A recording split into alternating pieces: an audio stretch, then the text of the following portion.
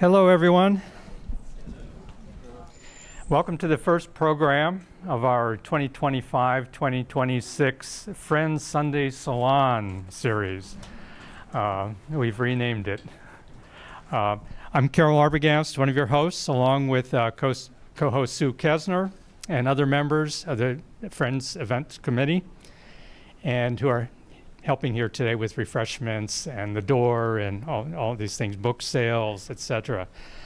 Let me announce our next program to be presented on Sunday, October 19th. Author and activist Margaret Goulet will speak on American Eldercide and Ageism Today. During the COVID-19 pandemic, Dr. Goulet argues that cultural bias and government abandonment resulted in disproportionate deaths among older people living in nursing facilities. She believes that nothing about it was inevitable. Her talk will be based on her 2024 book, American Eldercide: How It Happened, How to Prevent It. We hope you'll join us. And now it's my pleasure to introduce our speaker today, Dr. Susan Rogers. Dr. Rogers began her career in music from the ground up. As a young woman with a vision of someday mixing live sound for an amazing band, she began by becoming an audio technician trainee for a Los Angeles recording studio. 8 years later, she was the live sound recording engineer on Prince's Purple Rain tour. What followed was a career as one of very few women engineers in the record-producing industry. Dr. Rogers worked with Prince for 5 years, then branched out as a sound engineer and record producer for bands and artists such as Bare Naked Ladies, David Byrne, Robin Ford, Jeff Black, and others. Dr. Rogers capped her recording career by earning a doctorate in music, cognition, and psychoacoustics from McGill University, and she is presently a professor at the Berklee College of Music. Susan's topic today is individuality and the music listening brain. She'll speak for about 45 minutes, followed by a Q&A. So what could be more fun than learning something about ourselves, something about our friends, and something about the music that we love? Please join me in welcoming Dr. Susan Roberts. Thank you. Thank you very much. Thank you, Carol, for the introduction. Thank you for having me here. And yeah, if we can kind of dim the front light so you can see the screen a little bit. As Carol said, I've had two careers. One was as a record maker for 22 years, and I followed that up with going to college. I had no high school diploma at the time. I decided to go to college, so I had to get that GED, and I entered college as a freshman when I was 44 years old. Did 8 straight years, got the PhD, and boy, do I love it. I love my careers, both of them have been driven by just simply curiosity and a desire to just have some fun, and I've managed to do that so far. So I assume that you're here because you love music. I do too. Unlike Carol, and I regret this, I am not a musician. It just never called to me. I took the piano lessons when I was a kid. It just didn't feel right. I was born to be, I believe, a record maker. What I'm good at is being on input and receiving music, listening to it, helping to shape performances and helping to shape what becomes records, what comes out of musicians before it gets to the listeners out there in the world, because I'm a music listener and a music lover and have always been. Going to college and learning the topic I know now, which is what is exactly going on up there when we fall in love with music. We are nowhere close to being able to say for sure. We can just do a balloon ride over that very complex structure that is the human brain and say, well, we know this much. And all of that is really, really interesting. So we have to bear in mind that learning about the brain and music will do nothing to diminish our love and passion for it. People have asked me, well, now that you know about music cognition and psychoacoustics, if you were to produce records, how would that inform your music making? And I answer immediately with a knee-jerk reaction, not at all, not at all. When you're in the studio and you're making music, when you're composing music or you're performing it, you're not thinking about analytics, or you shouldn't be. You're thinking about expressing yourself. It is a form of communication. When we're working with music in the recording studio, we're receiving communication and helping to make it the kind of communication that might light someone up. We're well aware not everyone's gonna like it. It's all right. All we need to be successful in the music business is some people to like it.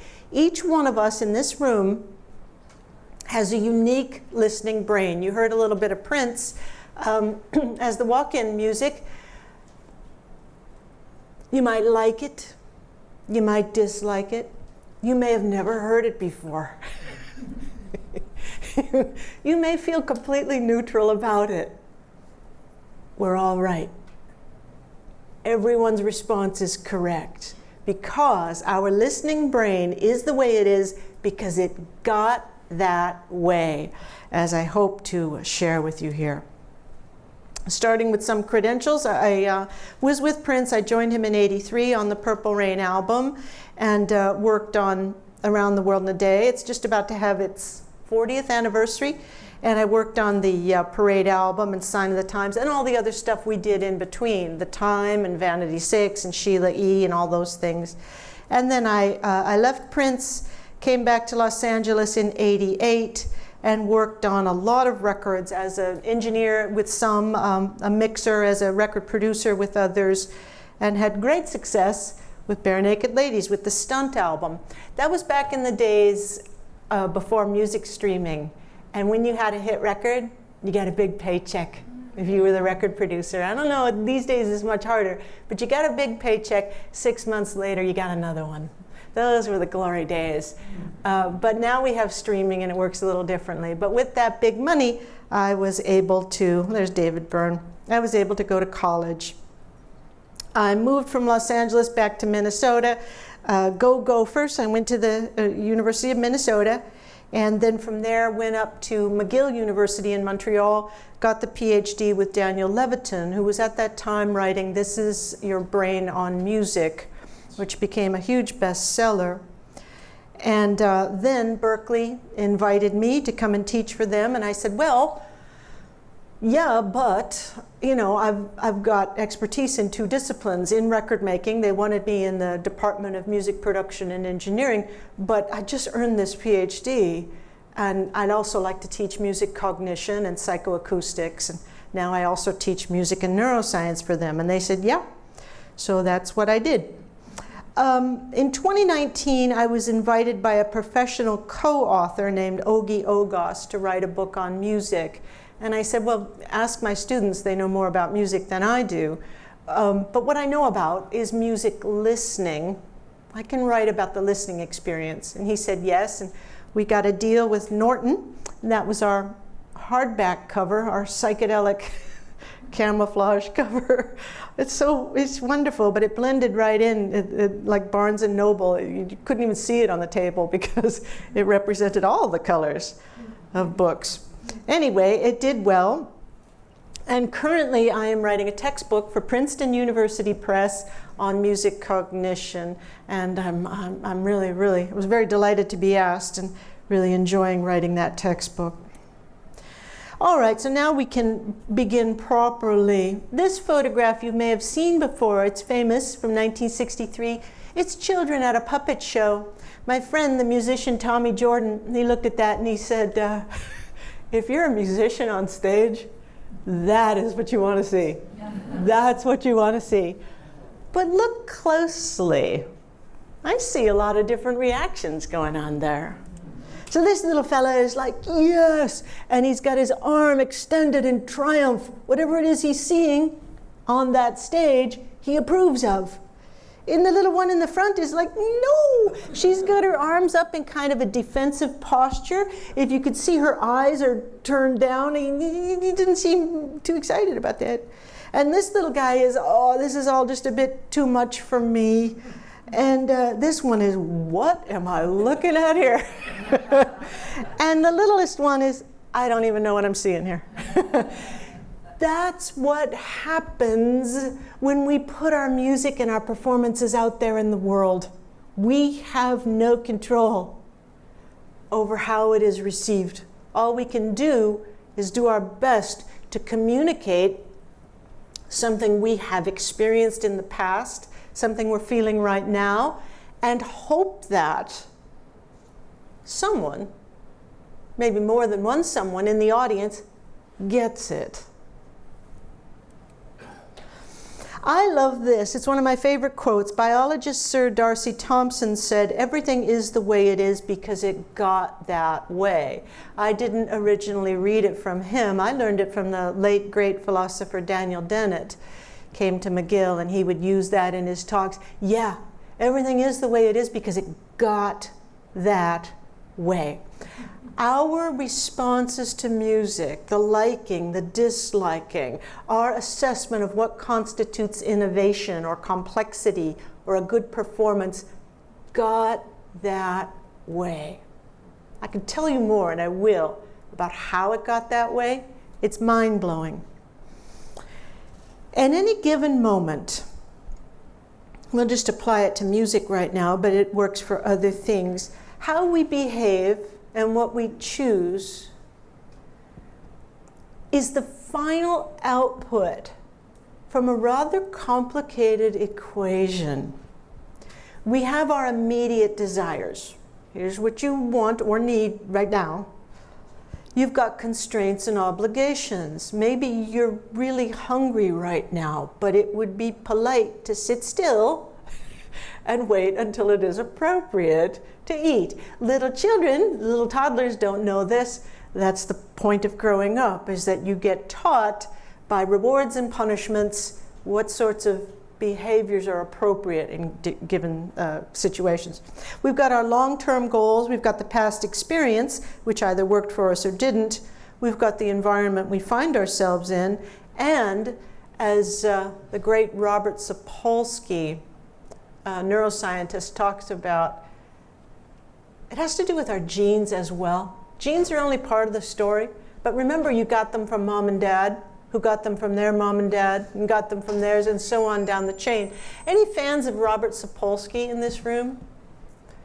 Yes. He is great. If you want a taste of Robert Sapolsky, S-A-P-O-L-S-K-Y, he is a neuroscientist.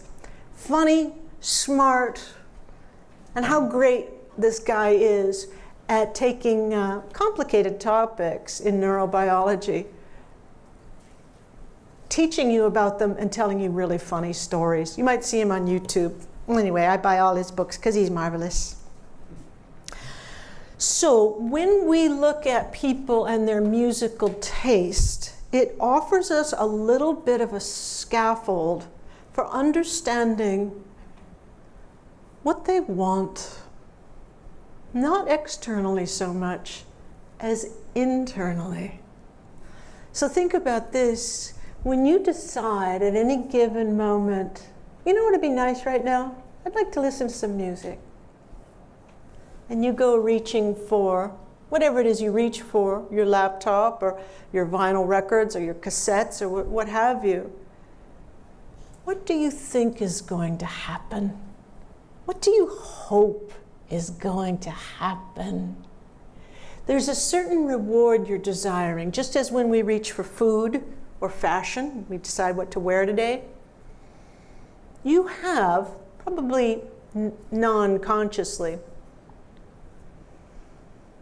an expectation for a certain outcome that'll be just right now. It might be in the vocals, it might be in the melody, it might be in the harmony, it might be in the rhythm, it might be in the style, it might be in the nostalgia. It just reminds you of people or events or times in your life. But we choose music with and outcome in mind. I learned an awful lot from the wonderful professors that I had at McGill. McGill just happens to be the world's leading hub for music perception and cognition research, and I was incredibly fortunate to be accepted into their program. So I learned a lot from these teachers and the work that I did to earn that PhD. And because I had been a professional music maker, I retained a lot of what I learned and recognized that this could form kind of a roadmap of musical enjoyment. It says there the 7 dimension of musical rewards. There are 8 shown up there, but the first isn't so much linked to musical rewards. But the way it works is like this.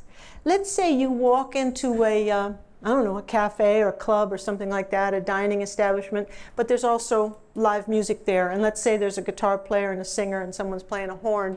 And you walk in and there's a lot of noise surrounding you. There's people talking and there's footsteps and utensils, maybe traffic on the street. And your ear, your auditory system picks up that music is playing. So the very first thing that has to happen whenever we're in a new environment is an automatic scene analysis. That's important because our auditory system, this is a fun bit of trivia, is the fastest of our 5 senses.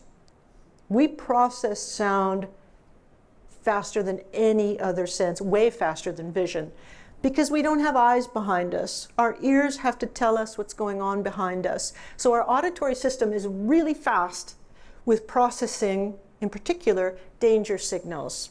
So you're going to perform an automatic scan to make sure there aren't any sounds in this room that would signal danger. And that message is going to go right to your motor system so that your body can get out of the way if there were something dangerous in there. So after you do auditory scene analysis, and I hope there's nothing dangerous in the room, you hear, oh, among all these sounds, I got my friend yakking at me over here, I got the hostess saying your table will be ready in 45 minutes. I hear music and I'd like to check it out. So you isolate that musical signal, thanks, listening brain, and the first thing you're going to do automatically, and all this happens in under a second, is you're going to assess the timbres. Is this bluegrass? Is this a bebop jazz combo? Is it orchestral? Is it vocal music? Is it acoustic guitar, singer-songwriter? You're going to assess the timbres, and this is so awesome. The work down in North Carolina showed this. In under 3 seconds, you're going to decide, this pleases me, I am interested, or nope, not for me.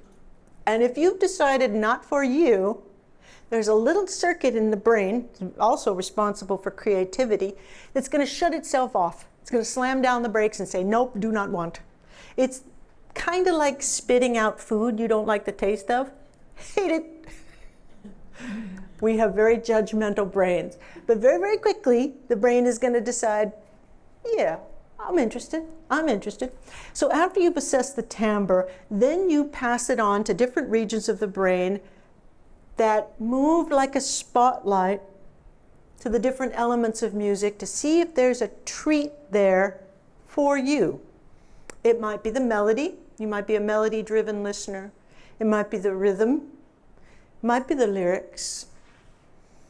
If you scan for those treats and find nothing that is your thing, you can pull that microscope back a little bit and assess it aesthetically. Stylistically, does this appeal to you? Is it your kind of thing?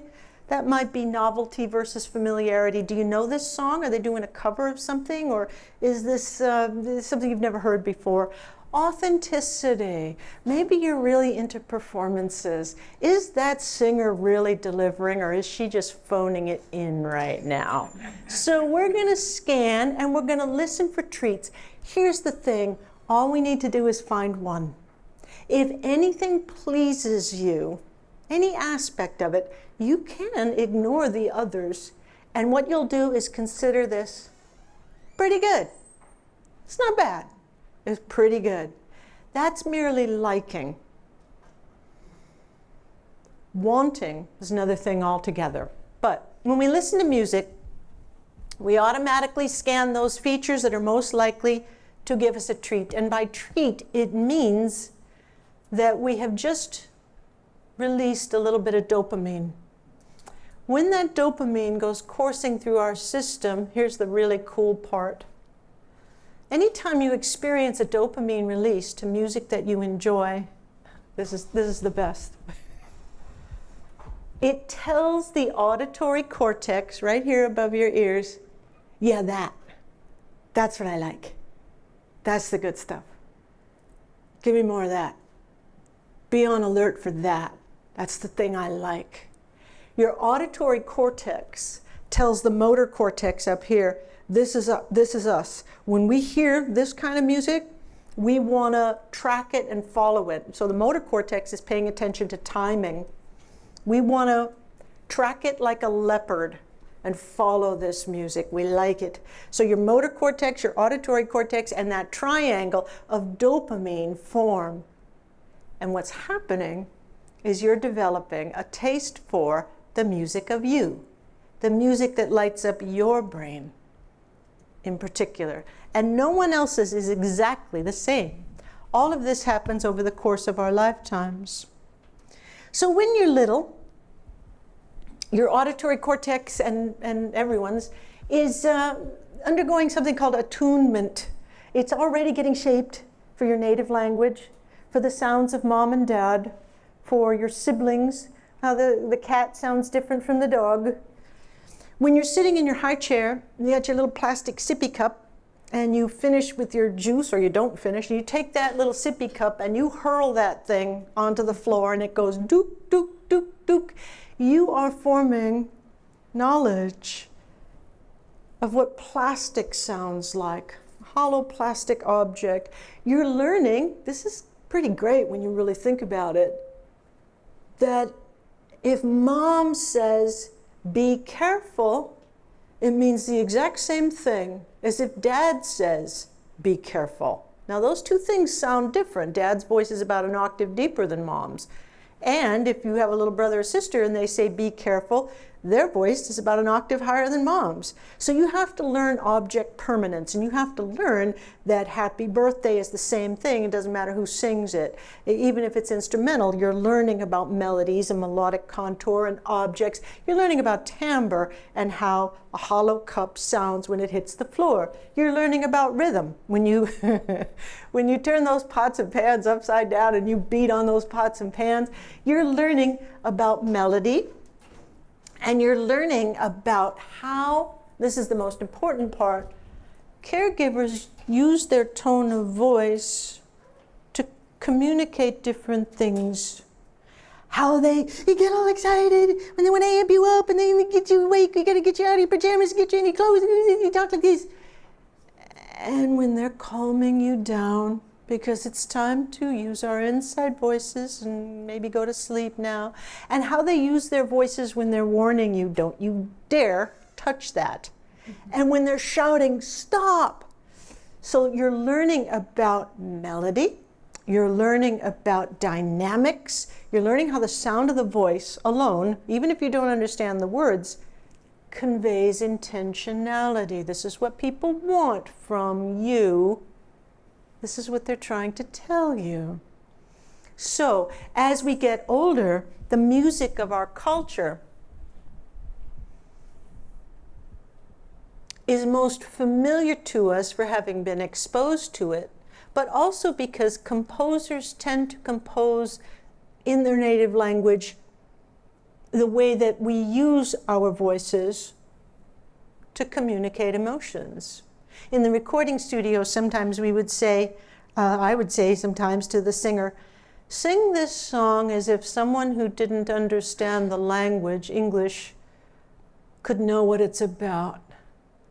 Just use the intonation in your voice. Add your words to it. Give me the full meaning, even if I didn't know the words. We can do this in particular for the music of our culture. So our musical experiences, I have to check the time, I'm doing pretty good. The music of our culture and our musical experiences shape how we process music. Our musical taste happens really early.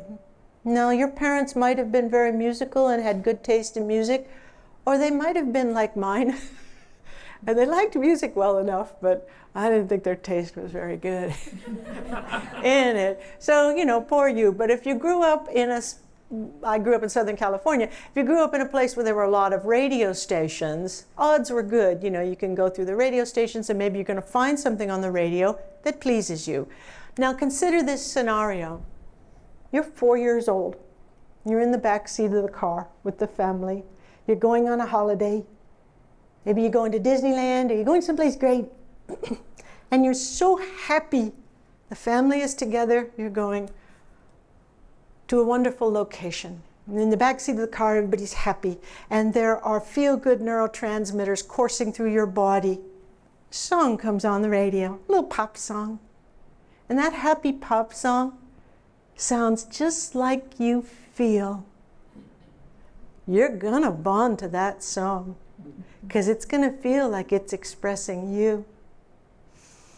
When you get a little older, in grade school, you finally have a sense of us that's bigger than your family. When you're in the first grade, second grade, third grade, now there's an us. It's not just you and your family. It's not just the kids on your street. It's other kids. So you're now part of a bigger us, your class, your classmates. When a new kid comes to school and is into a very different music than what you and your friends are into, little kids are suspicious of that kid. You're not one of us because you're not tuned into our music. Then you become a teenager and you get into high school. Robert Sapolsky, again, shows us this wonderful finding. You get teens and adults, you put them in an fMRI scanner, and while they're in the scanner and their brains are being scanned, you ask them 2 questions. What do you think of yourself? And the other question is, what do you think other people think of you? Now in adults, partially overlapping areas. In the teenage brain, it's nearly identical. To a teenage brain, no question is more important than who you are socially. To the teenage brain, what the other kids think of you is who you are. That's scary. We all get through it.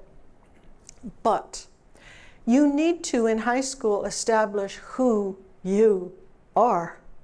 It's a pressing need. Music is a very effective way of expressing the tribe you belong to. Because think about it, different styles of music are associated with different clothing. If you're into hip hop, you can kind of tell by your clothes. If you're into country, you can kind of tell by your clothes. If you're into goth, you can kind of tell. So your musical attitude and your musical profile is forming as part of a self-identity. So our experience shapes how we process music. The sounds, as I showed you a moment ago, the rhythm of music, melody and harmony, those are all different regions of the brain that can receive dopamine from music. But running through all of that, of course, is memory, music you've heard in the past, as well as the artistic style and the performances and the imagery you might experience. What you see in your mind's eye when you listen to your favorite music, where your mind goes. So each element of music is associated with prior experience. If any generates a strong like or dislike reaction, the response will be, get closer to this or get away. So how music induces an emotion, I'm going to go through these 3 main stages, but with a brand new piece of music that you've never heard before, and then also a familiar piece. So the 3 stages are, as soon as we hear the first few bars of a piece of music, we generate predictions for how it's going to unfold. If it's a style of music we're willing to pay attention to, we start anticipating when and how our predictions will get fulfilled. And then we either confirm or violate them. So this happened to me at a talk I gave in South Carolina, where we had a record pull afterwards, a record pull where you get up and you share music with each other. And a young heart surgeon got up and she shared a piece of music. And the rules of a record pull, it's described in the book, say that you have to say why you love this record and not that record. So in other words, you can't just say, oh, it reminds me of, when I was 10 years old. You have to say something about the music makes you love it. And this young heart surgeon got up and she said, I love this with all my heart. I left my country to come to America and get my education and be a heart surgeon. And this song just made me feel like I could do it. And as soon as she started playing that record, I thought to myself, oh no. It was one of those kinds of piano ballads that I thought, oh, this is going to be so generic. Oh, not my thing at all. So I generated predictions. I predict I will not like it. I anticipated, yeah, I got a feeling I really won't like this.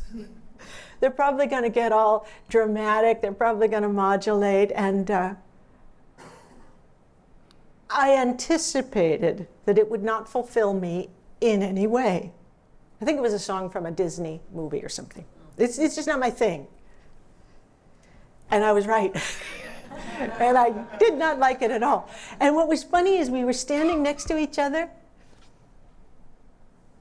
and this young woman couldn't love this song more. I mean, she was aglow with what it did for her. I was the opposite of aglow. The point is that everything is the way it is because it got that way. She was busy. She was going to medical school. She was working her ass off to come to a new country and be a doctor. Music wasn't a top priority in her life like it was in mine. She didn't have the bandwidth for it. This song came on as she went on to explain. She was watching a movie with her, she's got a little child. She's watching a movie with her child and the song came on and she went, oh, that's describing my journey. It was functional for her. For me, in my experiences, different from hers, it was not functional for me. It said nothing about the music itself and everything about what we expected it to do. Now, with familiar music, you already know how it goes. You know you're going to like it. But as one of my teachers, Robert Satori, up at the Montreal Neurological Institute, I say his name just because he's perhaps our greatest living music cognition researcher today. He's been cited tens of thousands of times. Anyway, he tells us that why do we love familiar music? No brain is perfect. You can't remember every little detail of that music. So when you play it, it's like a Technicolor version of a grainy black and white photograph.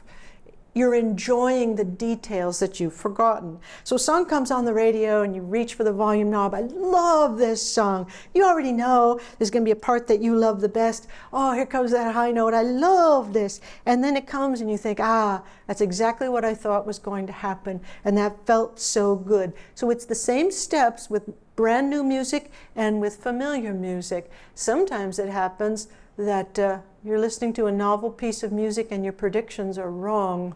And it's way better than you thought it was going to be. That's when the strongest release of dopamine happens. That's when love happens.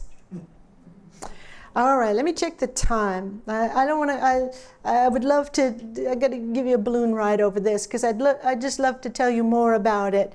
And I could go on far longer than you would want me to.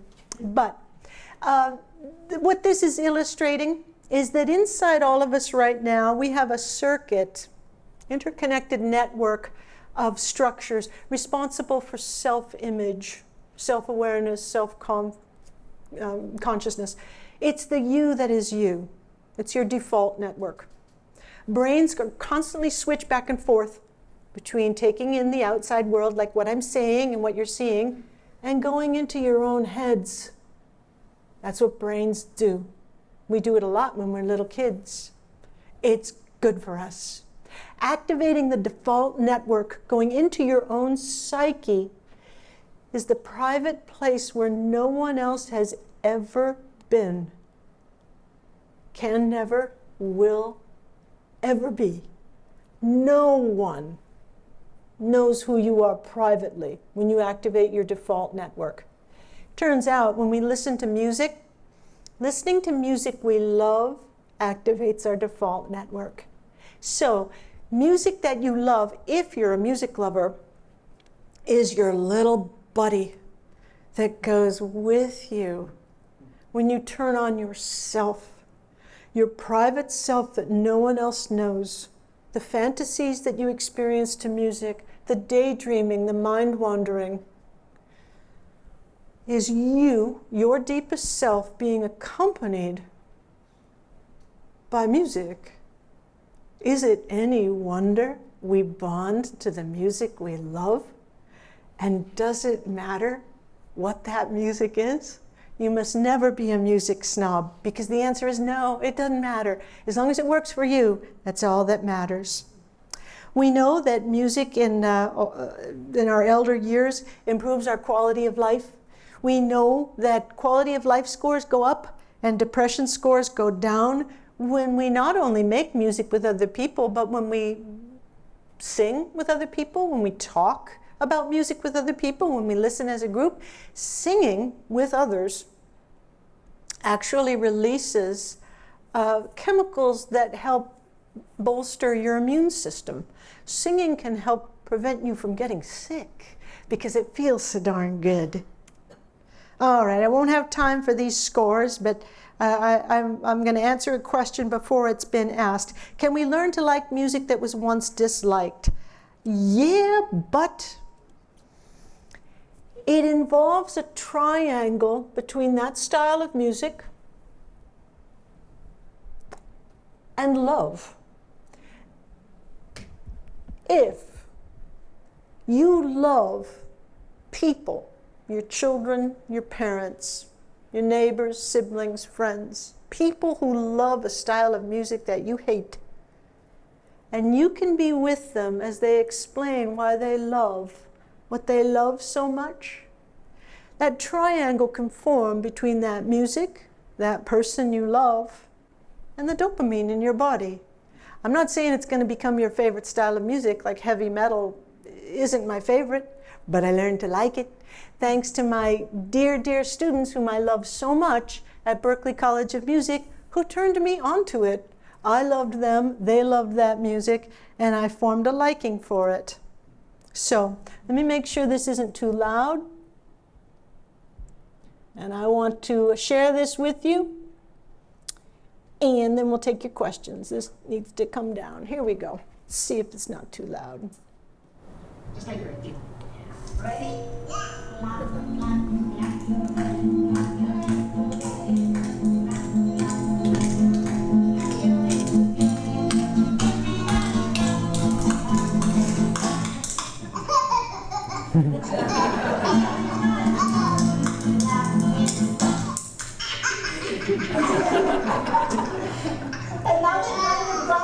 Now we're gonna go faster. Are you ready? Yeah.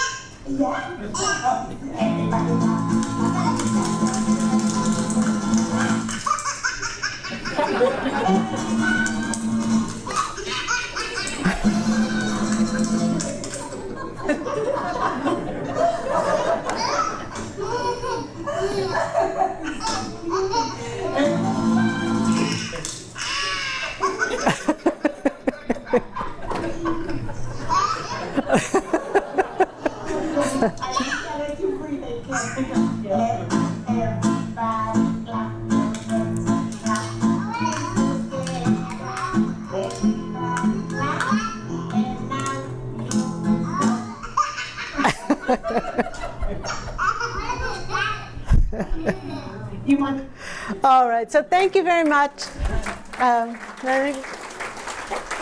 Thank you. Before we take the questions, I just wanted to give a quick recommendation. This is a preprint of a book that will be released pretty soon. I was asked to review it and give a blurb, and it's great. The one style of music I know nothing about, and I can't say that I like, is opera. I just don't know it, but I thought, I want to be open-minded. This is called Opera Wars, Inside the World of Opera and the Battles for Its Future. Immerse yourself in the captivating and surprisingly contentious world of opera with this compelling unveiling of the art form's bold characters and the fierce struggles that are redefining its future. This is rock and roll. Yes. Her father was a college classmate of mine. Oh, wow. Yes. Uh, Caitlin Vincent, yeah. And I started the book, and it is fantastic.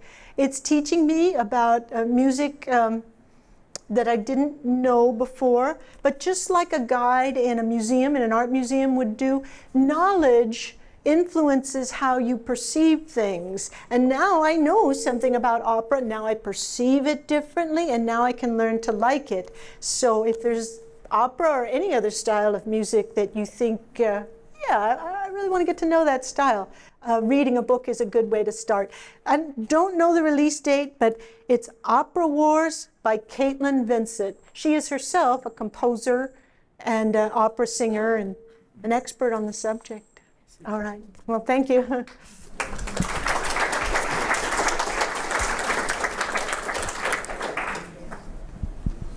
Thank you, Susan. Thank you. It's a very engaging talk, and thanks for everybody who coming and listening. So we can now take some questions. We can now take questions, and the first thing I would want to mention for anybody who'd like to question, not do what I did before, but talk into the microphone. Oh, that's right, and we have a couple related announcements. We have books for sale. We have books for sale right over here. Susan has graciously agreed to autograph them if you would like. I'll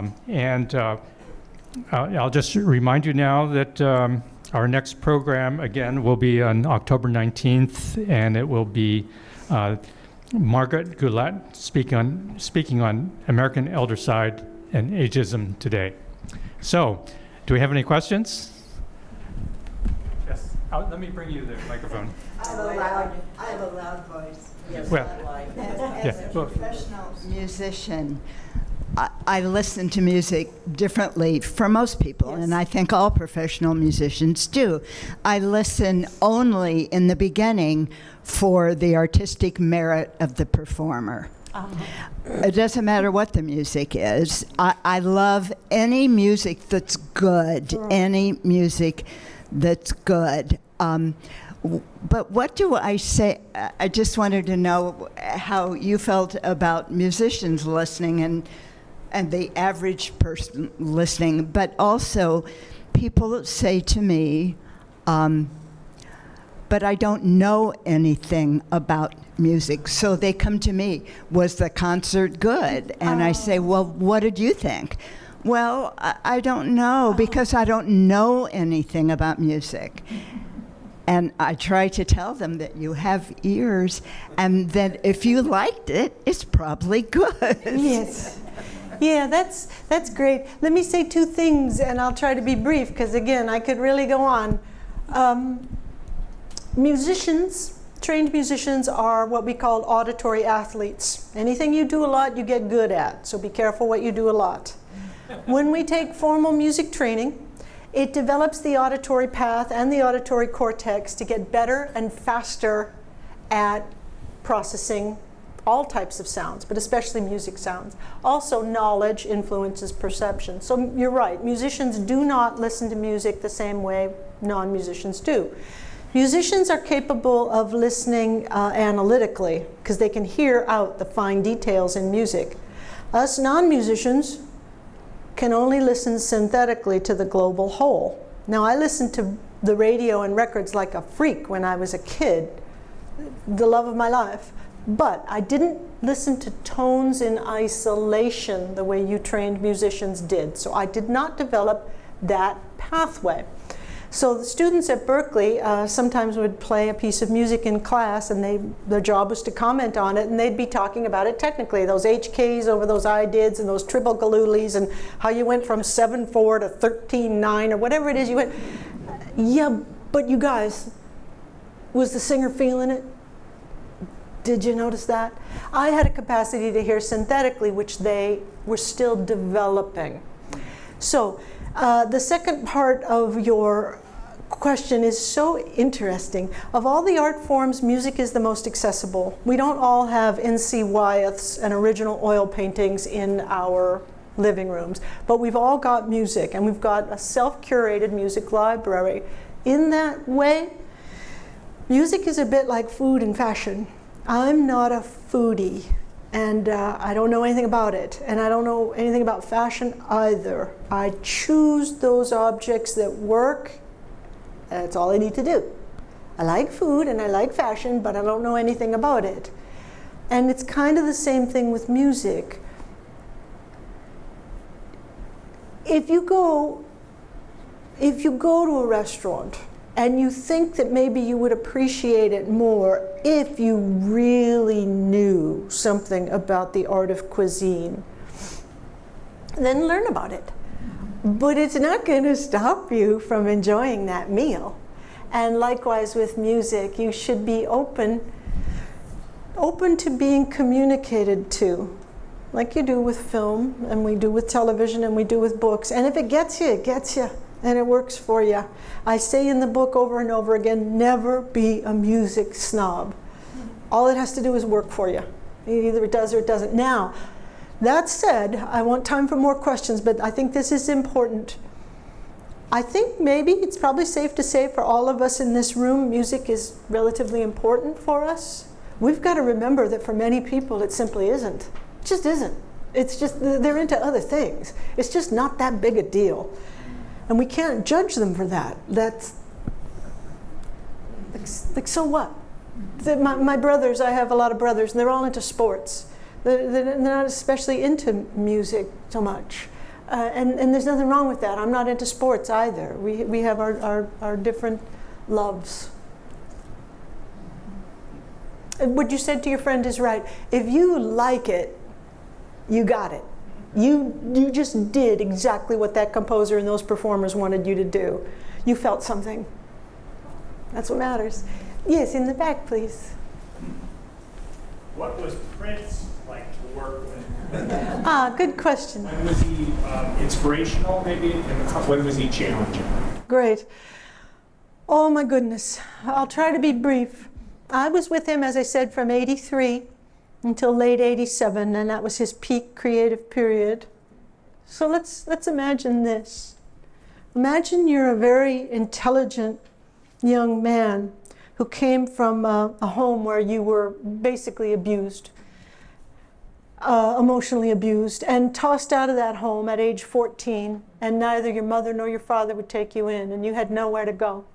You're 14 years old, you've taught yourself to play guitar and taught yourself to play piano, but you're out on the street. Prince said in an interview that was the last time he cried, when he called his dad from a payphone and begged his dad to let him in, and Dad said, nope, you're not coming here. He had nowhere to go.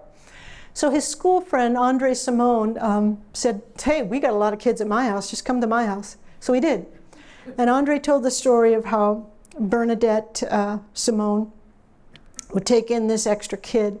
And they all went to junior high together, and they'd come home from school, and you know how kids do. They threw their stuff down, and they would go down in the basement, and there were musical instruments and recording equipment there, and the kids would all play around with the music until it was time to have dinner and do your homework and brush your teeth and go to bed. Andre said you'd come downstairs in the morning, and Prince would be coming up from that basement with a cassette in his hand, wearing the same clothes he had worn the night before, and he'd hand that cassette to Andre and say, check out what I did last night. So this lonely teenage boy with nowhere to go stayed down in that basement, and he wrote songs, and he programmed a drum machine. He learned to play, and he learned to sing in that basement of his friend's mom's house. And he got a record deal when he was 18 years old, a 7-album deal on Warner Brothers. When I met him, he was 24 years old, and he had convinced the powers that be at Warner Brothers to make a semi-autobiographical movie of his life. What life? You're 24 years old. They said yes. That's how much they believed in him. And he did. And it worked. And by the time of his 25th birthday, he was a millionaire. And he had grown men taking orders from him. And his chief competitor was Michael Jackson. Now bear in mind, Michael Jackson was raised like a racehorse from youth with Berry Gordy and with his dad and with his older brothers and with Diana Ross and Stevie Wonder and Marvin Gaye with Motown to be a star. What a team, Holland Dozier Holland and Smokey Robinson and all those writers, to lift up Michael Jackson and put him on the top of a pedestal. In the mid-'80s, Prince got to the same spot by himself, in essence. He didn't have a producer. His recording engineer was me, an audio technician, not even a properly trained engineer. So, the slingshot, the pressure of his youth, pulled that slingshot back so far that when that kid got that deal and was released, he achieved escape velocity, did something nearly impossible, achieved superstardom. Unlike Lennon and McCartney, or Elton John and Bernie Taupin, Mick Jagger and Keith Richards, he wasn't paired with anybody else, it was just him. I can tell you, standing at the Superdome in New Orleans on the Purple Rain tour, and hearing the sound of 60,000 people at the Superdome screaming because the house lights just went down and he's about to take the stage. 60,000 people in a sold-out show. To see this kid, who at that time was 26 years old, take that stage and count off that band. Imagine being that kid. Imagine being that kid. And imagine going through your life without any sex scandals, without any debauchery. He did his best. And he did well. He always treated me with tremendous respect. I always say yes to every interview request because I admired him, I'm grateful to him, and I'll always be his champion. I worked with the Jacksons after Prince. I worked with the Jacksons. I heard a lot of their family stories. Good people, the Jackson family. There's a lot of great artists out there. No one did what that kid did. Show me someone who plays keys as well as he does and equally well plays guitar. You know, you probably heard that they asked Eric Clapton, a reporter asked Eric Clapton, what's it like to be the greatest guitar player in the world? He said, I don't know, ask Prince. Right. To be equally facile on guitar and bass and drums and piano and vocals. Find another one. Find another one. He was one of a kind. Yeah, and to be in the studio next to him, watching him work, bam, bam, bam, bam, bam, ideas, a fire hose of ideas. Other people had garden hoses. In the period when I was with him, nonstop fire hosing of ideas. Incredible. Thank you. Yes, yes. Dr. Rogers, there are legendary stories that he would pull together in the middle of the night, a team to record music. You probably were part of these. And there would be something incredible that would come out of it. And people would be enthusiastic about it, and then it would just go black, and no one would ever hear that song again. Are these in the archives somewhere, someday that we might be able to hear them? And also, was his style like meticulous and thought out in the studio, or was he very spontaneous? How was he? I'll answer the second question first. In art, you know, Jean Cocteau and Picasso, they can do a gesture sketch. Picasso could do a line, and that's a bull. You know, sometimes music comes out like a sneeze, just instinctual. And a lot of Prince music, especially his dance music, came out like a sneeze. It was very instinctual, very, very, very instinctual. But then other pieces were more carefully crafted. He'd write them and rewrite them, usually on piano. Work on the lyrics a bit longer before deciding what the canonical version of that song would be. And that tended to be his more ballad type stuff. He would take a little bit longer with those kinds of things. Now, as far as the material in the vault, after he passed away, a fellow named Michael Howe at Warner Brothers, a senior VP, was put in charge of determining what was in the vault, and he contacted me. And he put me in touch with one of Europe's, if not the biggest bootlegger of Prince material, a fellow named Angelo. And, you know, with Prince, we always, you know, despise the bootleggers. So I thought I was going to be having a Zoom meeting with the devil himself. You know, I expected horns and a tail and all that. This horrible bootlegger. And we log on to this Zoom because we had to figure out what was in the vault. Because at this point, after Prince passed away, the vault, which was a proper bank vault, they couldn't open the door. There was nobody around who remembered the combination. So there's all these tapes in the vault. No one knows how to get into it. Anyway, I get on the Zoom call with this bootlegger. And it felt like I was looking at a cartoon dog. He just was a fairly young man, and I could almost just see his tail just wagging like this. And he was so excited. He wasn't evil at all. These were super fans who were desperate in the 70s and 80s, or the 80s and 90s mostly, to get new Prince material. And they would share these cheap cassettes. So anyway, to answer your question, I was asked, how much do you think is unheard of the Prince material? And I said, based on, you know, the limited time I was with him, I would say that only 30% of what the public knows, is what he recorded. I think the other 70% is in the vault. And I asked this guy, Angelo, what do you think? And he said some really chilling words. He said, we have everything. And I said, no, you don't. And I started naming some titles. Got it, got it, got it, got it, got it. There were several pipelines that were leaks. And so to answer your question, there's a lot out there. Officially released is smaller than what's actually out there, but there are new releases coming out all the time of old material. Some of my favorite titles have stayed in the vault all these years. I mean, pieces I really loved, but Prince was a little bit like Frank Sinatra in that he wouldn't sing it if he wasn't feeling it. So he'd write a song for a girlfriend or something like that and then change his mind and not want to put that out there.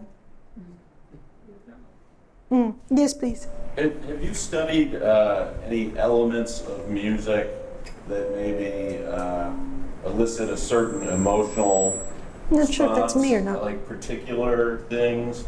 And have you ever seen a producer or a music maker or whatever, you like intentionally build a song around one of those elements or try to use that information in the making of the music? Yeah, that's an important question.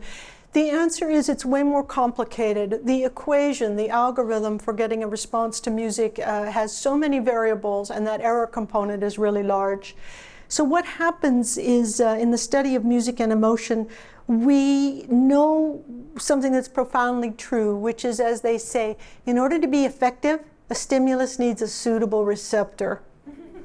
So Eddie Murphy had a comic bit about that. Like, if you're really, really hungry, a cracker is going to be the best food you've ever tasted. Very funny. And that's true. So in order to get an emotional response to music, a lot of things have to be in play. As I mentioned earlier, you have to be able to make predictions about what is likely to happen, and then you have to anticipate, oh, this is going to be good. The right song heard at the wrong time is aversive. If you're in the middle of a fight with your spouse and it's a bad one and you're both really heated and really angry, your favorite song comes on the radio, that's not going to be anything that's going to give you pleasure. It's going to be the last thing you feel like hearing at this moment. So it's impossible for record makers to say for sure this is going to cause people to feel X, Y, or Z. All we can do is predict how it makes us, the music makers, feel. And a song or a chord change, a melody, an inversion, harmony that wipes you out is likely to reach others as well. There'll be a lot of people who think, yeah, no, I'm not into it. So yeah, it's a tough business. It's a tough business because you cannot predict it. You can just give it a really good educated guess. I have a question. Yes. surely AI could figure it out. Good one. If someone were to unleash AI on the problem of how to create music that's appealing to the masses or segments of the masses, first of all, do you think that's possible? Would it be a good thing or a bad thing? I can tell you, I'll cite somebody who's much smarter than I, the great Josh McDermott at MIT. Josh is a fairly young in science means you're 45. So he's a young researcher, and he's in music cognition, and he's deeply involved in neural networks and artificial intelligence. And he said last year, within 10 years, AI will be intelligent. Here's what AI-generated music is good for. Generic music. It can learn all the rules of tonality and the rules of rhythm, just as the tools we use right now to write, the AI tools to say, you know, you should put a comma here, or I don't think you want this word, I think you really want that word. It's trying to tell us, here's how it's done. Now, for people who need to write a little jingle or a little piece of music for something or other, let AI do it. If you know, I wouldn't, but I mean, if you feel like, you know, you can't be bothered and time is wasting, you got 5 minutes, all right, go, write me something. The human music connection recognizes authenticity in the things we consume, and we certainly recognize it in music. I'll tell you an anecdote that was informative to me.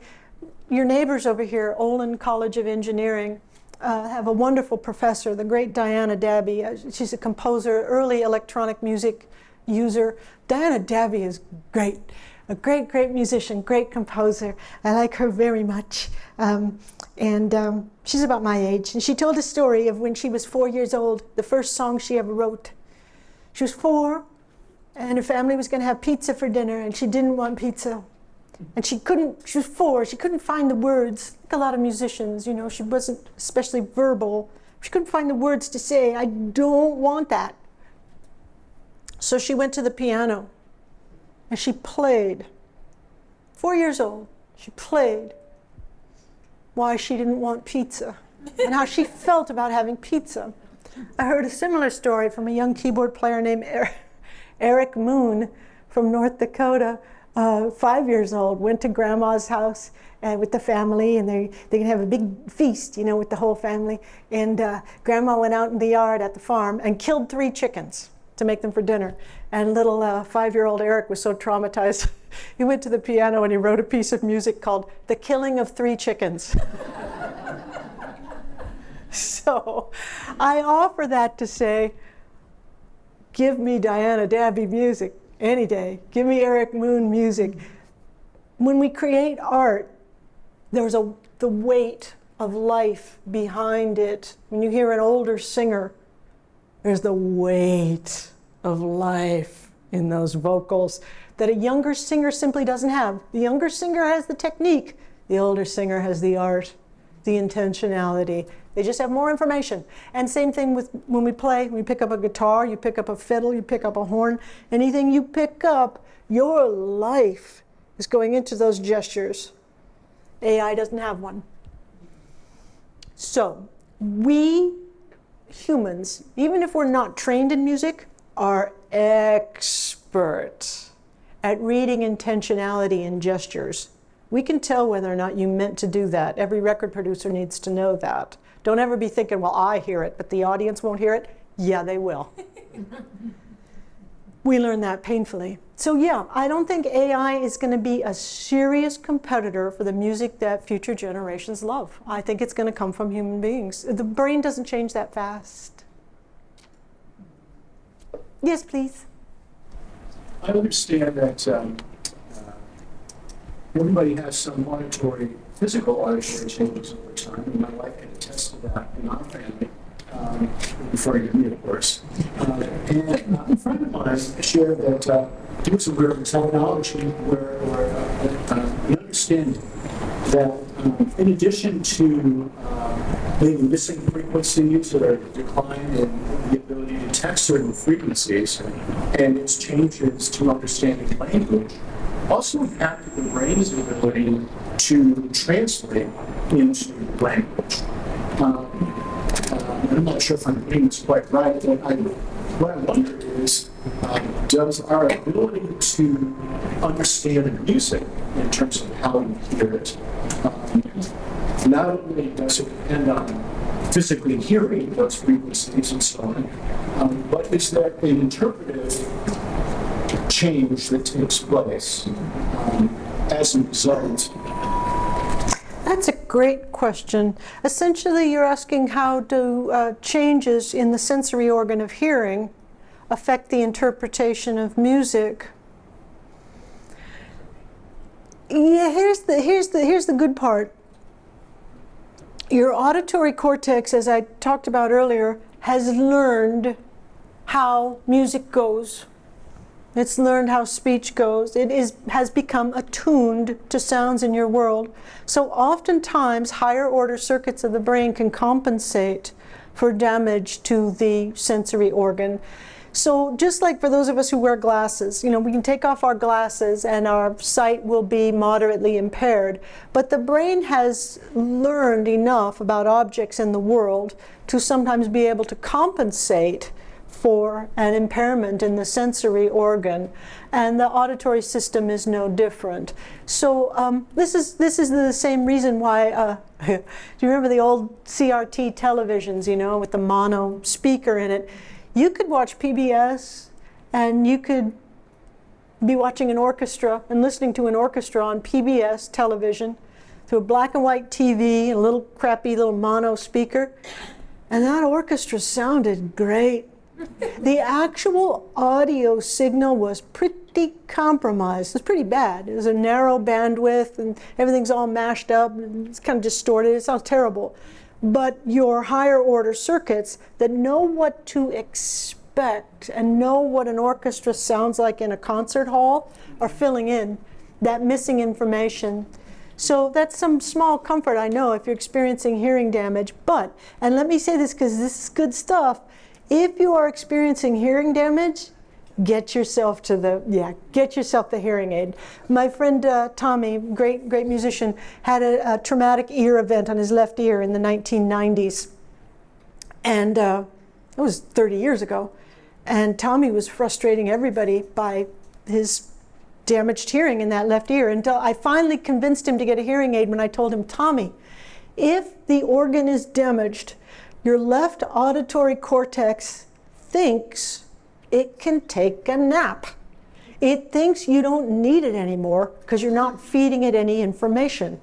It's still good. The brain is fine. It's just the ear that's messed up. Get a hearing aid and let your left, it'll be the right auditory cortex, but let it know, I need you to stay on the job.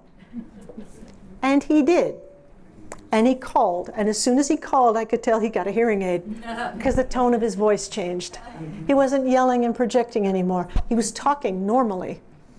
And he said, I feel like a superhero. I can control it with my phone on Bluetooth. He said, I can hear squirrels breathing. He likes to go for a walk and crank it all the way up to hear these sounds that the rest of us can't hear. And he controls it with his phone. He says it's so great when you take it out at night, it's like, silence. It's the thing to do. You want to keep that auditory cortex, both sides, wide awake. Keep it informed, keep giving it an input signal. The new ones now, I saw Tommy last month and I had to ask him, are you wearing your hearing aids? He said, yeah, they're right there. I couldn't even see them. They're really small. They just tuck right in there. So you should get them. If you need them, get them. Thank you. Yes? Similar to what you're talking about, but do you perceive live music differently than when we listen to the radio or a CD or streaming music? Yeah, that's a great question, and that's been studied. Researchers have hooked people up with just body sensors and things like that, and they've measured, in some cases, neurochemicals, but in many cases it's just a simple behavioral study where you look at people's body movements and things like that. Those of us, a caveat is those of us who are into it and really enjoying the live music do get a boost from being with other people who also enjoy it. The endorphins that we release are greater in the company of other people who are also enjoying it. Also, the acoustics are different. You know, a band or an orchestra, jazz trio, whatever. The music coming off the stage is different. And we've got that strong visual component, whereas if you listen to music by yourself, you don't have to be looking at anything in particular. So it is enhanced when we go live. An interesting finding from that study is there were a lot of people whose bodies weren't in sync with the music and with the audience. And when the researchers interviewed people afterward, they looked at the data. The people whose bodies were in sync with the music came to the show for the music. And the ones whose bodies weren't in sync came for the social environment. They wanted to hang out with others just as well. I mean, that puts money in the musicians' pockets. It keeps music alive. That's just fine. We don't all have to love it. Yeah. Okay, yes. So I'm a musician, and the way I hear music a lot of the time is that, like, I'm predicting what chord or what melody note is going to come next. I was just wondering if you could go into a little more detail about, like, how we predict what music is going to sound like. Yeah. What's your instrument? What do you play? I'm mostly a guitar player. Guitar. I see Oberlin. The Tommy that I mentioned also went to Oberlin. He was composition major. So what happens is we have either explicit in your case or implicit in my case an understanding of tonality. So we know how Western tonal music goes. And that gives us some predictive power. When a chord progression is happening, we can kind of tell they're probably going to resolve it to this or not, depending on what you're listening to. We also have internalized templates for rhythm, and we extract rhythm quite easily from music, and we make predictions. Now, you don't need formal musical training to recognize, in the case of popular music, 8 bars, because popular music tends to feature 8-bar sections. And on some non-conscious level, you will turn your attention away during bars 6 and 7, but you'll start to pull your attention back as subliminally you feel 7, 2, 3, 4, 8, 2, 3, and your spotlight of attention comes around because you anticipate something is going to happen. This is why composers know to put their brightest lights at the very beginning of a set of measures or at the very end, because that's where we're most likely to be paying attention. Now, for those of you with formal musical training, you're the super athletes. You can make better predictions about what's going to happen, which means you're probably more thrilled and more disappointed based on what the composer did. So if you're listening to a novel piece of music, musicians, that's a tough audience. If you're listening to a novel piece of music, you are kind of on some level asking yourself, what would I do here? Or what would my friends do? You're thinking, go on, impress me. And I'm not going to be that easily impressed because I've heard a lot of music and I've already formed an opinion of what good is. So you're a tougher judge. And when you hear something that knocks you out, that you just love like crazy, I would bet that you internalize that and you listen to it again and again and again to teach yourself, all right, now we're talking. This is the good stuff. And this is the kind of music maker I want to be, because that's the kind of reaction I want my listeners to have. Do you do that? When you listen to music, do you predict how it's going to go, and are you really excited when it surprises you? Yes. I mean, I think that's how I learned to write, is just like trying to predict how other people's music is going to go. Yeah. When I was, years ago, I was working with a band called The Odds up in Canada, and the great Craig Northey, good friend, great guitar player, and I asked him, we were talking about what we experience when we listen to music, and I said, it's always been the same thing. When I listen to music, I picture the musicians in the studio. That's what I see in my mind's eye. That's my favorite thing, is to be there when musicians like you are making music. I want to be right there. I want to be that receiver. And I asked Craig, what do you picture? And he said, I imagined the parts I could add. I never thought that in my life. But Craig would think, all right, well, okay, this is good. Now, how could they have made this better? Or what part could I add if I was going to add something to this? That's a musician right there. Do you do that too? I do. Yeah. And can you tell us, can you share with us a record recently that just knocked you out? I've had the same favorite song for like almost a year now. What is it? It's called Music to Walk Home by Tame Impala. I love Tame Impala. Right on. Yeah, he's great. He is great. Yeah, I'm also a big Elliott Smith fan. Yes. Great, great, great. Well, good luck to you in your studies and your guitar playing. Yeah. All right. Thank you all very much. I really appreciate your attention. Thank you. Thank you very much, Dr. Rogers. Thank you, everybody. Thank you very much for coming.